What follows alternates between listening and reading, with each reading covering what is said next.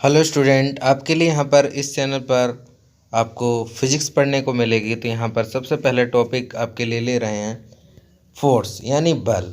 तो बल क्या होता है, व्हाट इज़ फोर्स, फोर्स क्या होता है, बल क्या होता है, इसको समझेंगे। तो यहाँ पर समझने के लिए यहाँ पर देखिए सबसे महत्वपूर्ण है कि आप देखिए यहाँ पर क्या होता है बल में कि पुश और पुल ऑफ एन ऑब्जेक्ट, यानी किसी भी वस्तु को पुश माने धकेलना, यहाँ पर पुल माने खींचना। धकेलना या खींचना ऑफ एन ऑब्जेक्ट, किसी भी वस्तु को, इज कंसीडर्ड एट फोर्स, उसको हम क्या मानेंगे, बल मानेंगे।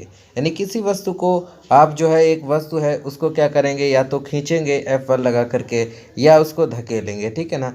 तो दो प्रोसेस हो सकते हैं, उसी को हम बल कहेंगे यहाँ पर। और क्या कह सकते हैं, push and pull come from the object interacting with an another, यानी एक दूसरे से इंटरेक्ट करते हैं, एक दूसरे के आकर्षण में आते हैं। टर्म्स लाइक स्ट्रेच्ड यानी खिंचाव होता है, and squeeze can also to be use to denote force, हम इस तरीके से इसको बल को रिप्रेजेंट करते हैं। In physics force is defined as, यहाँ पर फिजिक्स में किस तरीके से फोर्स को डिफाइन कर सकते हैं यहाँ पर देख सकते हैं। तो सिंपल सी भाषा यहाँ पर हो जाएगी आपके लिए, द पुश और पुल ऑन एन ऑब्जेक्ट, किसी भी वस्तु को धकेलना या खींचना ही यहाँ पर जो है क्या होगा, चेंज इट्स वेलोसिटी, उसके वेग को बदलेगा, और वही हमारा जो होगा वो फोर्स होगा, ठीक है ना। तो इस तरीके से हम फोर्स की डेफिनेशन को समझ सकते हैं, यहाँ पर इस तरीके से फोर्स डिफाइन किया जा सकता है।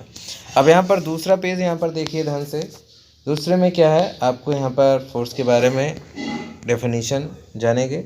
Force is an external agent, यह एक एक्सटर्नल है, एजेंट है, यानी एक बाह्य कारक है, capable of changing a body state of rest और मोशन, किसी भी वस्तु को इसकी रेस्ट में वो स्थिर है या गति में है, उसकी डायरेक्शन को चेंज भी कर सकता है।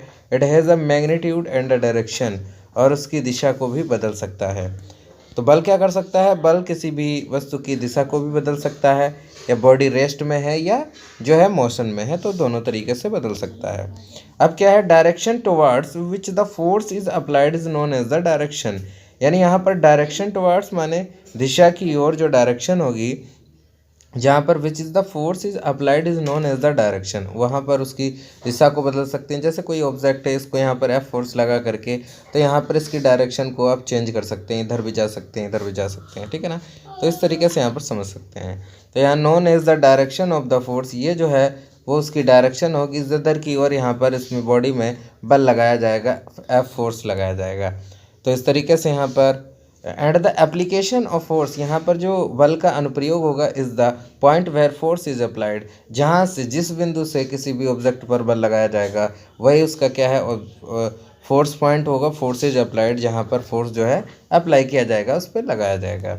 इसके बाद यहाँ पर the force can be measured using a spring balance, ये एक स्प्रिंग बैलेंस होता है, कैन बी मेजर्ड माने इसको मापा जा सकता है स्प्रिंग बैलेंस से। The SI unit of force is Newton, यहाँ पर अगर बात करें किससे मापा जा सकता है, तो यहाँ पर जो है न्यूटन से मापा जा सकता है। बल का मात्रक एसआई मात्रक न्यूटन होता है।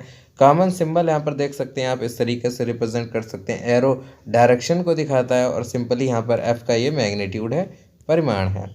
एसआई यूनिट क्या है इसकी, यहाँ पर एसआई यूनिट जो है फोर्स की वो है न्यूटन, और यहाँ पर एसआई बेस यूनिट यानी इसका जो यहाँ पर रिप्रेजेंट करते हैं वो करते हैं यहाँ पर किलोग्राम मीटर पर सेकेंड स्क्वायर, ठीक है, आप स्क्रीन पर देख सकते हैं। तो इस तरीके से यहाँ पर फोर्स को हम जान सकते हैं बहुत ही अच्छी तरीके से।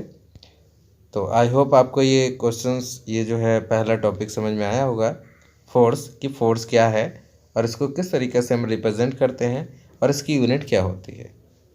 Thank you for watching this video.